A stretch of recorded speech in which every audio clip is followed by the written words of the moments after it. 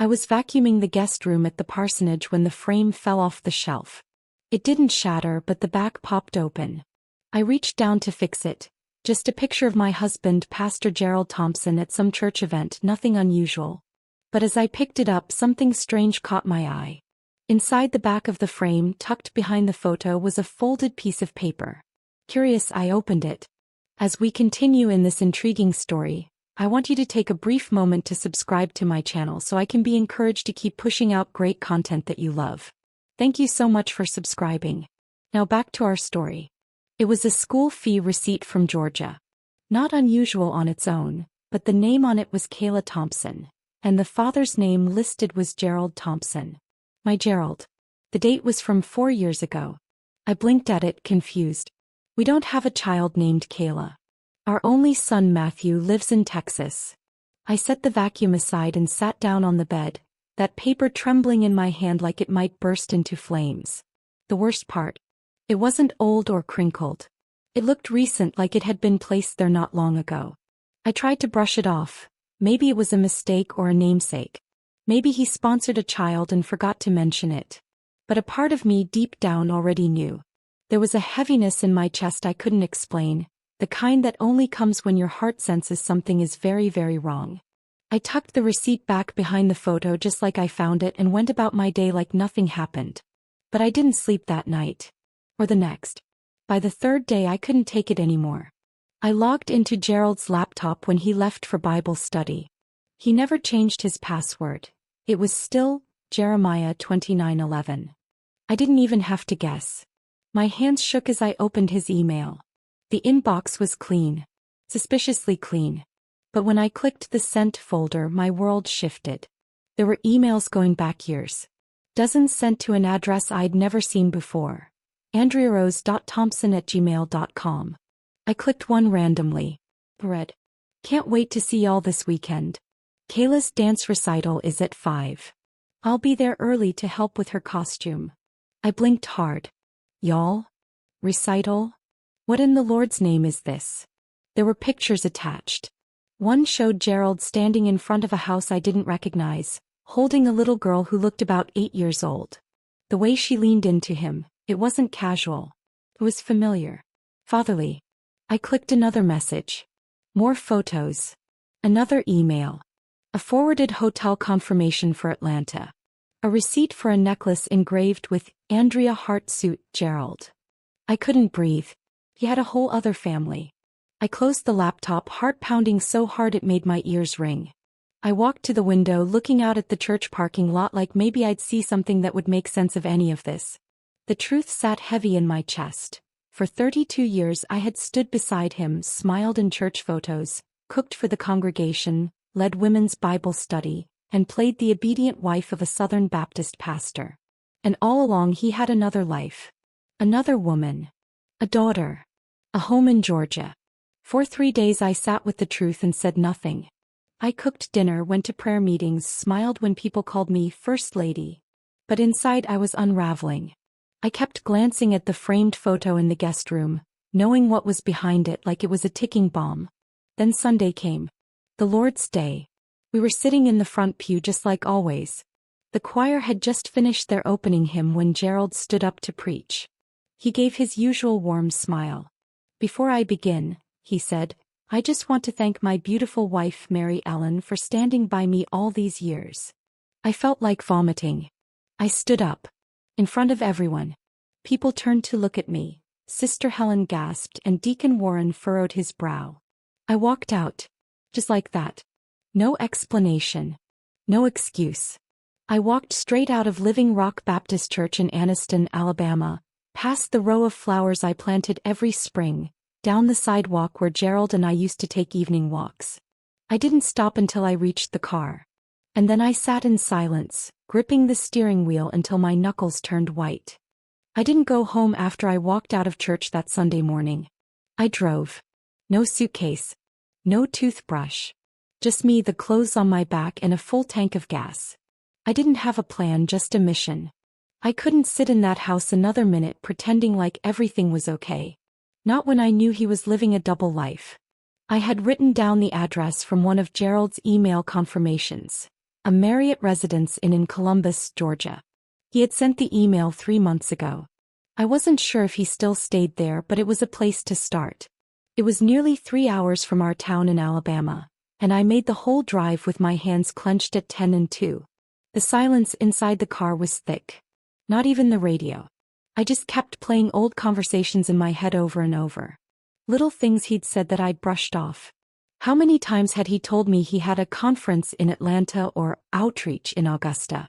I remember thinking back to just 2 months ago, when Gerald left town for a regional clergy summit. He was gone for 3 days. When he came back, he brought me a keychain that said "God is good." I had smiled and thanked him. I didn't ask questions. I never asked questions. Now I wished I had asked every single one. When I pulled into Columbus, it was almost 4 p.m. I parked down the street from the hotel so I wouldn't be seen. I didn't know what I was looking for exactly. I didn't even know if Andrea or this little girl, Kayla, would be there. But my gut told me something would show itself if I just waited. And I didn't have to wait long. At exactly 4:37 p.m., a silver Toyota pulled into the lot. A woman got out of the driver's seat. She looked to be in her early 40s with long dark hair, sunglasses, and a warm, natural smile. She popped open the back door and helped a girl, maybe 9 or 10, out of the car. The girl had 2 buns in her hair and a pink dance bag slung over her shoulder. She wore a black leotard and sparkly sneakers. I recognized the girl from the photo. I felt dizzy, like my stomach was trying to crawl up through my throat. Andrea took the girl's hand and walked toward the lobby. I didn't follow. I just sat there, parked across the street like some amateur spy, watching the front doors, willing myself not to cry. I hadn't cried since I found that email. I didn't want to give him the satisfaction. Not yet. A few minutes passed. Then another car pulled up. Black Lexus. Alabama plates. My husband stepped out. He wasn't wearing his usual church suit. He was dressed casually, jeans, polo shirt, and sneakers. I hadn't seen him look that relaxed in years. He smiled wide as he walked up to the hotel doors, like a man who had nothing in the world to hide. He kissed Andrea on the cheek. Hugged the little girl tight. She squealed, "Daddy." That's when I felt my heart crack. He didn't look over his shoulder. He didn't glance around like a man sneaking. No. He looked like a man coming home. Like he belonged there. I wanted to storm across the street, scream his name, slap him, cry, do something. But I didn't. I stayed frozen, watching them disappear into the building like I wasn't even alive. Like I'd never been part of his life at all. I stayed in that car for over an hour. I watched the sun dip lower in the sky. I watched families come and go from the hotel. Eventually, I drove to a nearby Cracker Barrel and sat in a booth alone. I didn't even order food. Just water and cornbread biscuits. I needed time to think. How long had he been doing this? Did she know about me? Did Kayla? Did our congregation? The idea that someone else in our church knew, Deacon Warren, maybe even Sister Helen, made my blood boil. For 32 years I had been the image of loyalty and faith. I ran Vacation Bible School. I hosted potlucks. I visited every sick member with a covered dish and a prayer. And this is what I got. That night I checked into a cheap roadside motel on the edge of town. I told the front desk clerk my name was Mary Smith. I wasn't ready to go back. Not yet. I turned off all the lights and lay in the dark for hours, staring at the ceiling. My phone buzzed just before midnight. It was a text from Gerald. "Where are you? Is everything okay?" I didn't answer. Another one came 10 minutes later. "Please talk to me. The church is worried." I turned the phone face down on the nightstand. He wanted to play concerned husband. He wanted me to come back and play my role. I closed my eyes and whispered to the dark room, "Not this time." I lay in that motel bed with the covers pulled to my chin, listening to the hum of the air conditioner. My phone buzzed again. Gerald had sent another message. "The deacons are asking about you. At least let me explain." I didn't answer. He'd had 32 years to explain. I closed my eyes and suddenly all the memories came rushing back like a flood I didn't ask for. The day we met. The day we married. The day we arrived in Anniston to start our ministry. I was 26 when I married Gerald Thompson, fresh out of college with a teaching degree and a heart full of hope. He was charming, tall, and full of scripture. My daddy liked him immediately. Mama said he prayed with real oil. We got married at Pleasant Hill Baptist Church on a rainy June morning. My veil was crooked and his vows made me cry. He said God sent me to him. I believed it. We moved into the parsonage with nothing but donated furniture and a prayer. I gave up my dream of teaching so I could help Gerald build the church. I worked behind the scenes, folding bulletins, writing checks, coordinating women's retreats, washing linens for baptisms. Every week he stood at the pulpit and preached about fidelity, truth, and godly leadership. And I stood behind him, hands folded, smile fixed, wearing pearls and silent devotion. I wasn't just his wife. I was the First Lady. There's a quiet kind of pressure in that title. You don't complain. You don't cause drama. You don't question your husband in public. When women came to me with gossip about other pastors or the way Sister Jean was too close to Deacon Ray, I always shook my head and said, "We don't entertain foolishness." But now I wonder how many times I ignored what was right in front of me.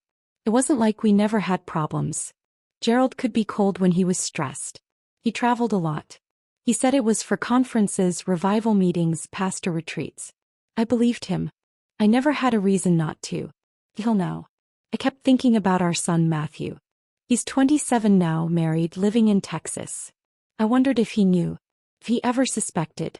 When he was home for Thanksgiving last year, he asked me, "Mom, are you and Dad happy?" I'd laughed it off. "Of course, honey. Why would you ask that?" He'd shrugged. "I don't know. Just feels like y'all don't talk as much anymore." He was right. Gerald had been different these last few years. Distracted. Restless. He started spending less time at home, more time counseling and traveling. I chalked it up to ministry demands. I even praised him publicly for being so committed to God's work. Now I see it clearly. The signs were always there, I just didn't want to see them.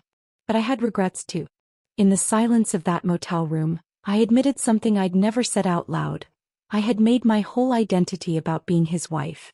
I gave up so much of myself.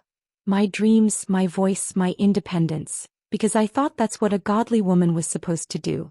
I stopped writing poetry. I stopped teaching. I even stopped calling my sister because Gerald said she was too worldly. Now here I was, alone, in a motel, my whole life unraveling in my hands. I pulled out my notebook, one I used to write Sunday school plans in, and began making a list. Not a prayer list. Not a grocery list. A truth list. Things I sacrificed. My teaching career. And my relationship with my sister. Vacations that weren't church-related. Saying no. My voice. I stared at that list for a long time. My eyes burned. Then I turned the page and started another list. Things I deserve. Honesty. Purpose. A life of my own. Respect. Something shifted in me as I looked at that second list. For the first time in years I thought about who I was. Not just as Gerald's wife. Not just as First Lady. But as Mary Ellen Thompson. A woman who had dreams. A woman who mattered. It was almost morning when I finally slept. The next day I packed up and drove to Atlanta. Not to go home, but to visit my sister Carla. We hadn't spoken in 6 years. Gerald always said she had too much mouth and wasn't saved enough. I used to agree. Now I needed her. I showed up at her apartment unannounced. She opened the door wearing a robe and rollers and just stared at me for a beat before saying, "Lord Jesus, is the world ending?" I burst into tears. She pulled me inside and didn't ask questions until I was ready. I told her everything. Every word. Every receipt. Every email. She didn't gasp. She didn't try to justify him. She just said, "Took you long enough." I laughed through my tears. "I've been blind, Carla." "No," she said gently. "You've been loyal. There's a difference." We talked for hours. She made me sweet tea and grilled cheese sandwiches, and we sat on her little porch watching the Atlanta skyline. For the first time in a long while I felt safe. Carla looked at me as the sun went down and said, "So what are you gonna do now?" I didn't answer right away. Because honestly I didn't know. Carla's apartment became my safe space. She let me stay in her guest room while I tried to sort my mind out. Every morning she left for work with a quick hug and a reminder, "You deserve the truth, Mary." But I wasn't sure if I could handle more truth. The truth I already had was more than enough. Or so I thought. I hadn't blocked Gerald. I didn't have the strength. His texts kept coming. "I know how this looks, but there's more to it. We need to talk face to face. Please don't ruin everything we've built. Come home.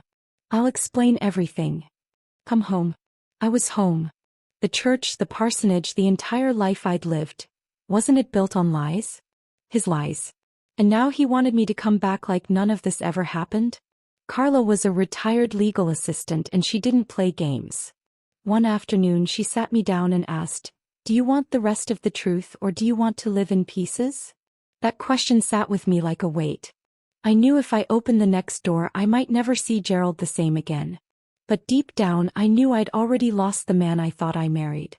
I opened the email again. The one from the woman in Georgia. "My name is Sharon," it had started. "I think we're both married to the same man." That sentence never stopped ringing in my ears. Carla said, "If you won't call her, I will." I finally agreed to talk. We set up a video call. I was shaking the whole time. When the screen connected, my heart dropped. She looked about my age, maybe a few years younger. Short brown hair, wide-set eyes, simple blouse. She had the face of someone who had been waiting a long time to be believed. "Mary?" she asked. I nodded. "Sharon?" "Yes." There was a long pause. We just stared at each other, two women bound by one man's deceit. Finally she spoke. "I've known Gerald, he goes by Jay here, for almost 20 years. We met at a revival in Macon. He said he was single but in ministry and didn't want to rush. We got married in 2010. "Married?" I whispered. She nodded. "We have a son. He's 12. I couldn't breathe. I felt like the walls were closing in. I whispered, "He has a child?" Sharon looked at me with sadness in her eyes.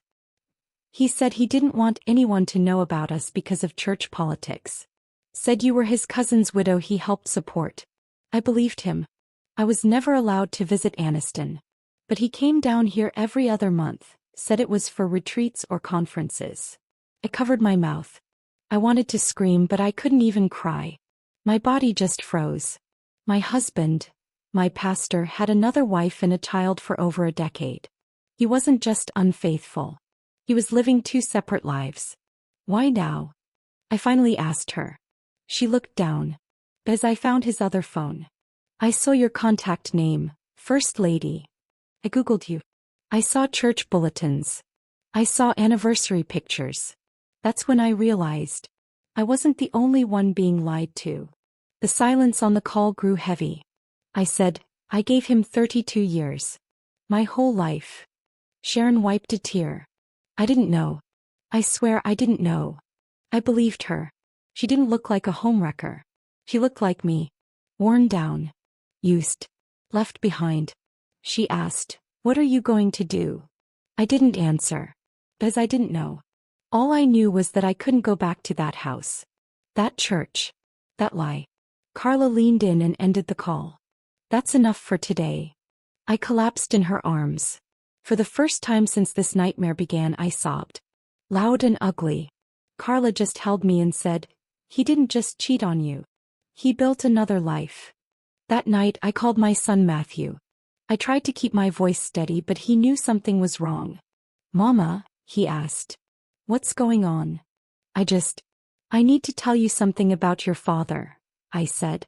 He was silent as I explained. Everything. Every part of it. When I got to the part about the other child, Matthew went quiet. "I always wondered why he never came to my games," he said, his voice low. "I just thought he was busy with church. He was living another life in Georgia." Matthew said, "You don't have to do anything for him now, Mama. You don't owe him loyalty after this." That hit hard. I didn't owe Gerald anything anymore. But part of me still felt guilt. Shame. Embarrassment. I'd spent decades telling other women to trust God and support their husband. Now I was the fool. And it was going to be public. The church wouldn't be quiet about this for long. As if on cue, I got a text from one of the deacon's wives. "Hi Mary Ellen, we're praying for you. Heard there's some confusion. Pastor says you're resting. Please let us know if you need anything." Confusion? That man was already spinning a new version of the truth.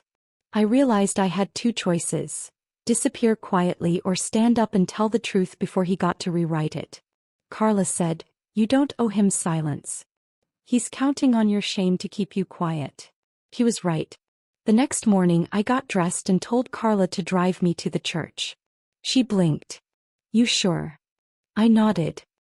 "He built this lie in God's house. I'm going to break it in God's house." The church looked just like it always had. White wood panels, rust-colored brick steps, and the little bell in the tower that hadn't rung in years. It felt like coming home and walking into a graveyard at the same time. Carla parked a little down the road. I didn't want Gerald to see us coming. Sunday morning was just ending. From across the street, I could hear the faint hum of blessed assurance pouring out the doors. The ushers were guiding people out with soft smiles and small waves. But everything felt fake now. I waited until most of the congregation had stepped out before I made my move. "Let's go," I told Carla. He squeezed my hand. "You sure?" I nodded. It's time they heard the truth from me. We stepped into the foyer. Gerald was still up front talking with a few deacons. When he saw me, the color drained from his face. His smile fell fast. "Mary Ellen," he said, walking down the aisle like nothing had happened. "I didn't expect." I raised my hand. "Don't. Not here." But it was already too late. People were noticing. Heads turned. Whispers started. Carla moved to the side, giving me space. "I need 5 minutes," I said loud enough for everyone to hear. "Please. I have something to say." The room froze. No one sat back down, but no one moved either.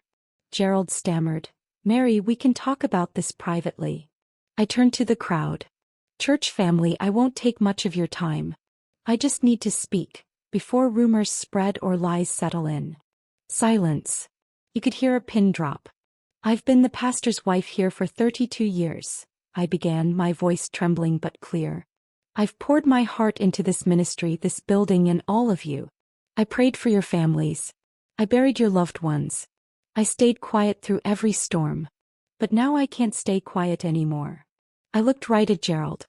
"My husband, your pastor, has another family in Georgia. A woman he married. A son. A second life that none of you knew about." Gasps scattered through the crowd. A few women covered their mouths. Deacon Harris looked like he'd swallowed glass.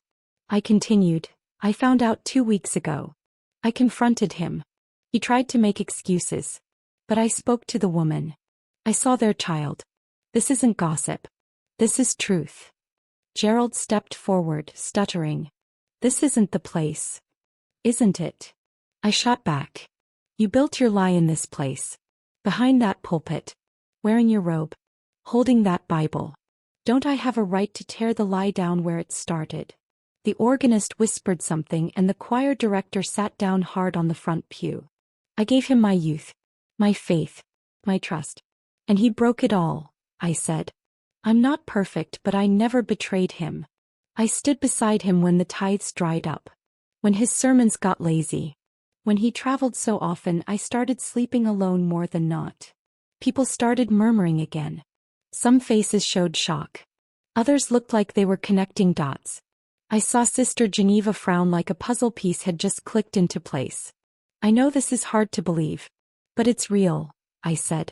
"I didn't come here to destroy the church. I came here to tell the truth before he rewrites it." Gerald was pale. He looked down at the pulpit like it was a stranger. "I need y'all to pray for me. For my family. For the woman and child in Georgia. But I won't be coming back here. Not while he's still in that pulpit." That last sentence landed like thunder. The congregation stood stunned. And then something I didn't expect happened. Sister Geneva stood up. She was nearly 80 and had been in that church longer than any of us. "I always knew something wasn't right," she said. "He canceled a revival once and said it was illness. I heard he was in Macon that weekend." More murmurs. Gerald looked around, panicked. "I loved this church," I said, quieter now. But it can't love me back if it protects a lie. Then I turned and walked out. Carla followed. I didn't look back. Outside the sun felt too bright. The birds were chirping like nothing had happened. My chest was tight, but I finally felt like I could breathe. Back at Carla's place, I turned off my phone. But it didn't take long before the messages poured in. Mary, I'm so sorry. I had no idea. We support you. Please come back. What do we do now? But the one that hit hardest came from Gerald's assistant pastor, Reverend Brian. You did the right thing. He stepped down after you left. I read that message 3 times. He stepped down. Just like that. But it wasn't over. Because that night I got a knock on Carla's door. It wasn't Gerald. It was Sharon. She stood on the porch holding her son's hand.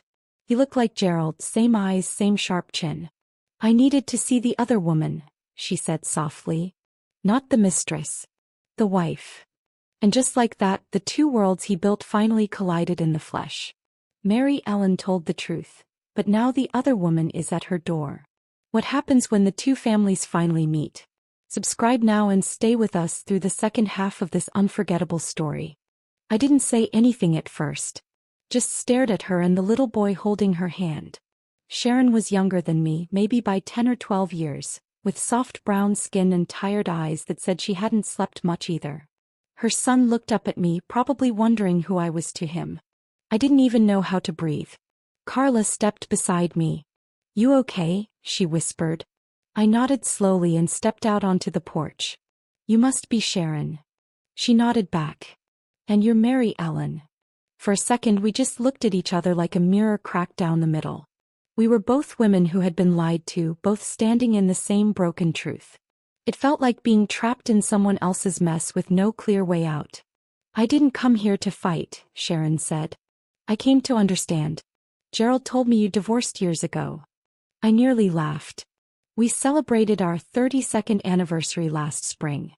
Her mouth opened slightly, then closed. She looked down at her son. Eli, why don't you sit on the porch steps? He obeyed quietly, pulling out a little action figure from his pocket and sitting down, swinging his legs. I'm sorry, she said, looking back at me.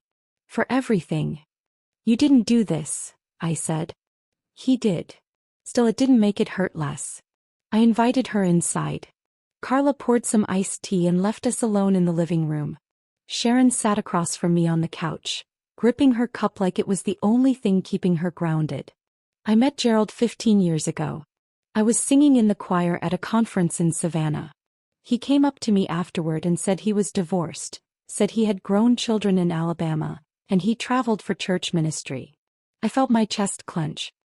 He told me those trips were for denominational retreats. He swallowed hard. I thought he was a man of God. I had no reason to doubt him. We got married in 2012. He said we'd keep it quiet until his ex had peace. I closed my eyes. I was never his ex. I was cooking him dinner, ironing his shirts, showing up every Sunday like a fool. The tears hit me before I could stop them. Sharon reached for my hand. I know what this must feel like, she said. I found out the truth 3 days after you called me. I checked the marriage records. Yours was still legal. Ours was, well, it's not valid anymore. That made me pause. You mean? I already filed for annulment. I blinked, trying to process it. I don't want anything from him, she continued. Not his money, not his name. But Eli, he deserves better than a lie. I wanted to meet you. I needed to. I looked toward the porch where Eli was still playing. He looked just like my oldest when he was little. Same ears, same energy. How old is he? I asked. 10. 10 years. That means Gerald had been juggling both lives for at least that long. Preaching on Sundays in Alabama, sneaking off 4 missions in Georgia, and somehow keeping 2 households in the dark. He's a coward, I whispered. Yes, Sharon said. But he's also Eli's father. And my son deserves to know where he comes from. The room fell into silence. 2 women, 2 mothers, trying to make peace in the wreckage of one man's lie. You think he's gonna try to fix this? I asked. She shook her head. He already tried to talk me into staying. Said we could work it out quietly. That it would hurt the ministry if this got too loud. That made me furious. Of course. Always the ministry. Never the women holding him up. I walked to the window and looked out at Eli. He was drawing something on the porch with sidewalk chalk now. Something simple, maybe a cross or a church steeple. I don't hate you, I said finally. I thought I might, but I don't. You were living the same lie I was. She stood up beside me. I'm heading back to Georgia tomorrow. But I wanted to look you in the eye and say I'm sorry. And thank you for calling me.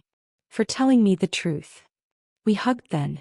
Not because it made things better. But because sometimes two broken women are the only ones who can hold each other up. When she left, Eli waved goodbye. I waved back. That night, I sat in my bedroom alone. The house was quiet. My wedding pictures were still on the wall, though I'd moved the one of us at the beach into a drawer. I couldn't bring myself to burn it. Not yet. Then my phone buzzed. It was Gerald. I need to talk. Please. One chance. I stared at the screen. My thumb hovered over ignore, but I didn't press it. Because deep down a part of me still wanted answers. Still wanted to see his face when I asked him, "Why did you do this?" So I texted back. "Tomorrow. Noon. At the church." I set the phone down and closed my eyes. Outside the cicadas were humming. Life was still moving, even if mine felt paused between heartbreak and healing. But I wasn't the same woman anymore. The pastor's wife had died the day I found that address in Georgia. Tomorrow Gerald would face the woman who buried her faith right beside his lie. And I wasn't walking into that church to listen. I was going to speak. I pulled up to the church at exactly 11:58 a.m. The parking lot was mostly empty. Just my car and Gerald's silver Buick parked under the magnolia tree. For the first time in my life, walking through those double doors didn't feel like stepping into the house of God. It felt like stepping into a courtroom. The sanctuary smelled like old hymnals and lemon polish. Gerald was sitting in the front pew, hunched forward with his elbows on his knees.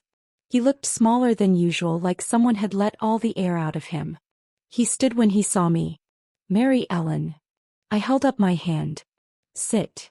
He sat. I stayed standing right there at the edge of the pulpit, looking down on the man who once asked me to be his wife in front of this very altar.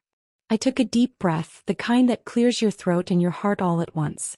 "You got 10 minutes, I said. "Talk." He opened his mouth, closed it again. Then finally, "I never meant to hurt you." I laughed. It came out sharp. "That's your opening line?" He shook his head, eyes glassy. It got out of control. At first Sharon and I were just friends.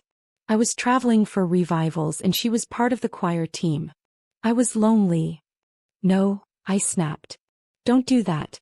Don't drag loneliness into this. I was home. I was your wife.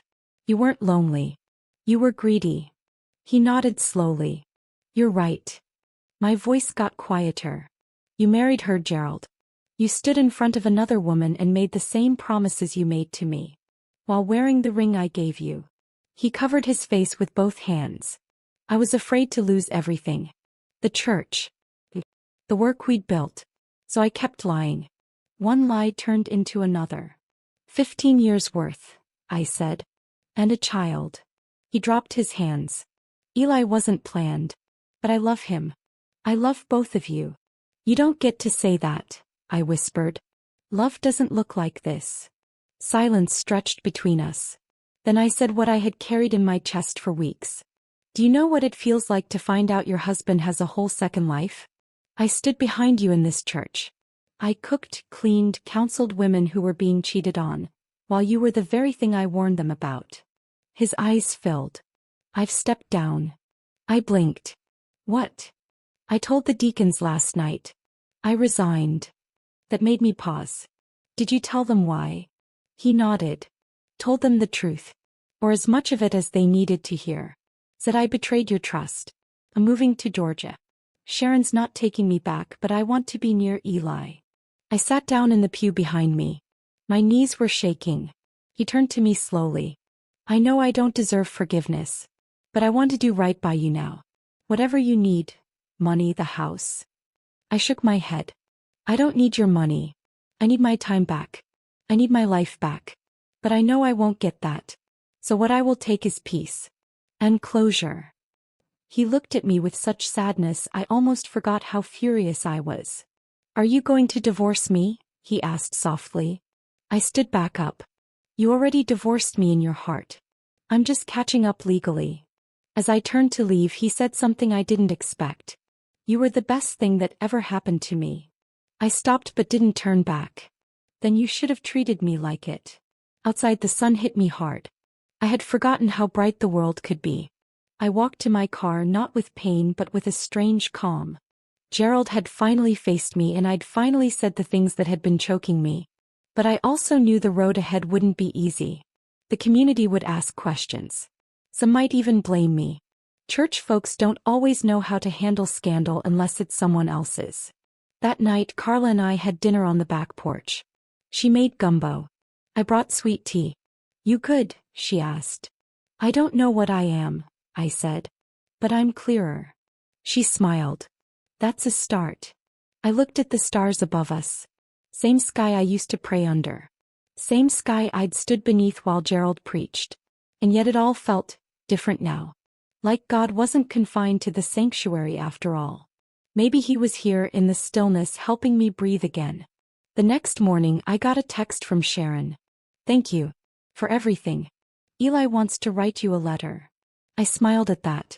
I wasn't his stepmother, not legally. But I had a feeling Eli and I shared something deeper now. The truth. That Sunday I didn't go to church. Instead I took a long walk through town. Stopped at the bakery. Smiled at a few folks on their porches. I was no longer Pastor Bryant's wife. I was just Mary Ellen. And for the first time in 32 years that was enough. But I also knew the whispers were coming. And when they did I'd be ready. Because I had one final surprise to share with the town that thought they knew everything. 2 weeks passed before I showed my face in church again. I didn't want a grand return. No spotlight. Just needed to feel the hymns in my bones again. The temporary preacher, a kind-eyed man named Reverend Samuel, was filling in while the deacons searched for a permanent replacement. He didn't try to wow the crowd with booming words. He just spoke plain truth. I appreciated that. I slid into the last pew near the back, wearing a soft blue dress and a wide-brimmed hat. The kind I used to wear for Easter Sunday. Nobody noticed me at first. Or at least they pretended not to. But I caught the sideways glances. The nudges. The whispered, "Is that her?" Yes, it was me. I stared straight ahead and kept my face still. But inside I felt a wave of heat crawling up my chest. Not from shame, but from knowing exactly what they were thinking. That poor woman. Pastor's wife for 32 years. Now look at her. Sitting all alone in the back like she don't belong no more. Midway through the service, while the choir was humming a slow, sad melody, a woman stepped into the sanctuary and sat down just one row in front of me. At first I didn't think much of her. Shoulder-length curls, burnt orange blouse, dark skin like honey after dusk. Something about her posture caught my eye, stiff like she didn't want to be there but forced herself anyway. Then she turned slightly and looked right at me. Our eyes locked. My stomach dropped. I knew that face. The other wife. I didn't expect to see her. Not in my town. Not in my church.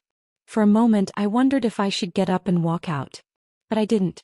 I just stared back, not angry, not afraid, just waiting. After the service I didn't rush out. I sat there while people filed past, murmuring blessings and darting glances. Sharon stood too, lingered by the aisle, then slowly turned and walked over to me. "Mary Ellen," she said gently. Her voice was soft, like someone carrying a glass bowl they didn't want to drop. "Sharon," I replied. My voice wasn't warm. But it wasn't cold either. She looked down at her hands, which were clutching a small folded piece of paper. "I hope this isn't crossing a line. I thought maybe we should talk. Woman to woman." I tilted my head. "You drove 3 hours to talk?" She gave a small nod. "Actually, I moved here last week." The words hit me like a brick to the chest. "You what?" She hesitated. "Gerald wanted to be near Eli. But I told him I'd only consider it if we had a clean break. I didn't come here for him. I came here to start over." I swallowed hard. "In the same town where his first family lives?" I know how it looks, she said quickly. But this town has good schools. A solid community. I wasn't trying to hurt you again. I stared at her, looking for any trace of arrogance, but found only exhaustion. She looked tired. Not in the physical sense, but tired of the mess, the whispers, the half-truths. She handed me the folded paper. It's from Eli. I opened it. Inside, written in careful, slanted handwriting, were 3 short lines. Thank you for being kind to my mom. I hope you're okay. My favorite color is blue too. I didn't realize I was crying until a tear landed right on the ink. I'm not asking for anything, Sharon said. I just thought maybe we could be civil. For Eli. I looked at her long and hard. Do you still love him? No, she said too fast. Then she paused. I did. But I don't trust him. And that matters more. For a moment, neither of us said anything. Then I surprised myself. Have coffee with me. Her eyebrows lifted. Yow. Yow. We ended up at Ruby's Diner, right across from the courthouse. Sat at a booth in the corner where no one could see us too clearly. The waitress blinked when she saw us sitting together but didn't say a word. Just poured our coffee and left us alone. We talked for an hour. About Eli. About church. About all the lies we'd both been fed and how stupid we felt. And eventually about Gerald. She admitted he still sent her long, rambling texts. Half apologies, half promises. She hadn't blocked him, but she didn't reply either. I think he wants both of us to forgive him, she said. Like that would fix everything. I shook my head. Forgiveness isn't a key to get back in. It's a door we close behind us. By the time the coffee turned cold, something between us had shifted. We weren't enemies. We were 2 women caught in the same storm, trying to make sense of the wreckage. As we left the diner, Sharon turned to me. I'm not here to take your place. I know, I said. He already lost that spot. She smiled, and for the first time I didn't feel like glaring back. When I got home, Carla was waiting on my porch. I heard Sharon was at service, she said. You okay? I handed her the note from Eli. I think so. She raised an eyebrow. What's next?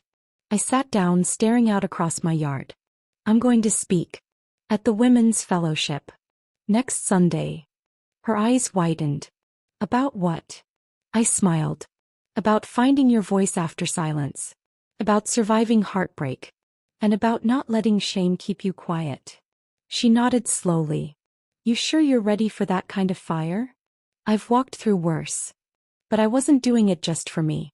There were other women in that church. Women sitting quietly in their own pain, thinking they had to swallow it in the name of loyalty, faith, or reputation. It was time someone told the truth. The Sunday morning sun filtered softly through the stained glass windows as I walked into the church hall, the same hall where I'd served punch and cookies for decades. But today the air was thick with expectation. The Women's Fellowship was packed, more than I'd ever seen. They whispered when I entered, eyes darting between me and the door. I took a deep breath and stood at the podium, my hands trembling just enough to remind me this was real. Thank you for being here, I started. My voice cracked, but I pushed on. I've been part of this church family for over 30 years. I was the pastor's wife, a title that meant everything to me. But lately my life has changed in ways I never imagined. Some heads nodded. A few women wiped their eyes. I saw Mrs. Lottie, who always knitted during meetings, pull her shawl tighter. I want to talk about truth. About what happens when you live in silence while storms rage behind closed doors. I paused, gathering my thoughts. I found out my husband, Gerald, had another family. In Georgia. A wife and a son I never knew existed. That secret shattered me. But what hurt more was realizing how long I lived pretending, swallowing my pain for the sake of appearances. A few gasps. I didn't apologize. I needed them to feel it, the weight of betrayal. Many of us have secrets. Some hidden behind smiles, some buried in prayer closets. But silence can be deadly. It allows lies to grow, faith to falter, and people to hurt in isolation. I glanced at Sharon, sitting quietly near the back, her hands folded in her lap. She and I met recently. And while it's complicated, we agreed on one thing. We deserve better than lies. And so do you. The room shifted. Some women leaned forward, others sat straighter. I knew some judged me. But I also knew I was speaking for many who couldn't. There's no shame in being hurt. No shame in feeling lost. God's grace doesn't come with a rule book for perfect marriages or pain-free lives. It comes to the broken and the brave. A hand went up. It was Mrs. Hattie, a woman I'd known since I was a girl. How do you keep the faith when it feels like it's breaking? I swallowed hard. You hold on to the parts of God that are still good. You lean on community. And most of all, you find your own voice. The conversation opened up after that. Women shared their own stories. Some whispered, others spoke boldly. Marriages strained by secrets. Betrayals hidden under church pews. Illnesses no one talked about. Children struggling in silence. I realized that my story was not unique. It was part of a larger pattern. After the meeting, several women approached me quietly. "Thank you for speaking," one said. "You've given me courage." Another hugged me and whispered, "I've been waiting for someone like you." That night I felt something I hadn't in a long time. Hope. But the next morning the church bulletin had a different message. The deacons had called an emergency meeting. Gerald's resignation was accepted. The church was officially shocked and saddened. And there was a reminder that gossip would not be tolerated. I wasn't surprised. The church was trying to protect its image just like Gerald had tried to protect his. But I refused to be silenced again. That afternoon I got a call from Reverend Samuel. "Mary Ellen, the deacons want to meet with you." My heart sank. "Why?" I asked. "Apparently, some members think your talk stirred up trouble. They want to clear the air." I knew what that meant. Some people wanted me out. I told Carla. She shook her head. "You've already lost so much. Don't let them push you out too." But I couldn't walk away. Not yet. The next day I walked into the small conference room where 5 deacons sat, eyes cold and stern. "Mary Ellen," began Mr. Caldwell, the head deacon, "the church appreciates your years of service. But some say your recent actions have caused division." I met their gaze. I spoke truth. The division was already there, hidden beneath smiles and hymns. "I'm here because many women asked me to speak." Mrs. Johnson, the oldest deacon, sighed. "This isn't about truth. It's about respect for the church family." I said, "Respect comes from honesty, not secrets." The room grew quiet. Mr. Caldwell leaned forward. "We're offering you a choice. Step away from all church activities for 6 months. Let things settle." I stood up, voice steady. "I'm not stepping away. I'm stepping forward." I left the room with my head held high, but my heart pounding. The church was my home. But it felt like a battlefield. That evening, Carla found me sitting on the porch, hands wrapped around a cup of tea. "They'll try to break you," she said softly. "But you're stronger than they know." I nodded, looking up at the sky. The same sky I'd prayed under for decades. "Maybe," I whispered. "Maybe this is the moment God's been preparing me for all along." The days after the deacons' meeting felt like walking through fog. The church doors that once welcomed me warmly now felt like a cold fortress. Whispered conversations stopped when I entered. Friends turned away. Even Carla, loyal as she was, urged caution. But I couldn't be silent anymore. Not after everything. On the Sunday after the fellowship talk, I prepared to speak again. But this time not to a small group of women. This time to the entire congregation. I stood behind the pulpit, my hands gripping the edges, trying to steady the tremble in my voice. The room was packed, faces curious, confused, some openly hostile. I cleared my throat. I promised to tell the truth. Not just about my husband's betrayal, but about what's been hidden from us all. There was a murmur, then silence. I took a breath and began. "I know about Gerald's other family in Georgia. And I know that some of you feel angry with me for sharing that. But I've learned something more. Something none of us expected." A hush fell over the room. Gerald was not who he thought he was. There were things hidden deeper than a second family. My voice steadied as I revealed the truth that had come to light just days before. Gerald has been embezzling church funds for years.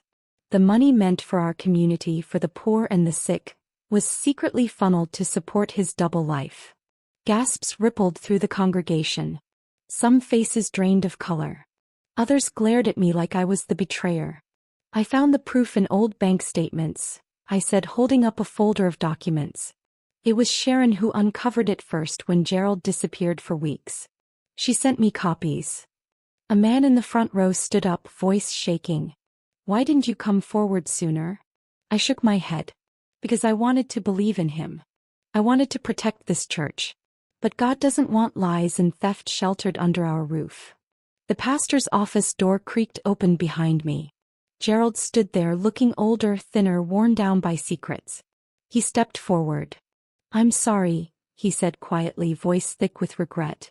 I never meant to hurt any of you. Some cried. Some shouted. But most sat stunned. The church I'd served my whole life was breaking apart. But amidst the chaos I saw something else, strength. Women who had been silent found their voices. Men who had doubted now stood with me. Sharon came forward and took my hand. We're not victims, she said. We're survivors. Over the next few weeks, Gerald faced the consequences. The church board called a special meeting and voted to remove him as pastor permanently. Legal action was taken. The community rallied to repair the damage. Through it all, I found peace, not from what happened, but from knowing I no longer had to carry the burden alone. One evening, Carla and I sat on my porch, watching the sunset paint the sky with soft oranges and pinks. You did the right thing, she said. Not just for you but for everyone. I nodded, feeling the weight lifting. Faith isn't about never falling, I said quietly. It's about getting back up, stronger and wiser. The church was healing slowly but surely. And so was I. The story didn't end with betrayal or heartbreak. It ended with truth, justice, and hope. And that made all the difference. Thank you for following Mary Ellen's journey. If this story touched you, please like, comment, and share. Don't forget to subscribe for more powerful real-life stories that reveal hidden truths and inspire courage.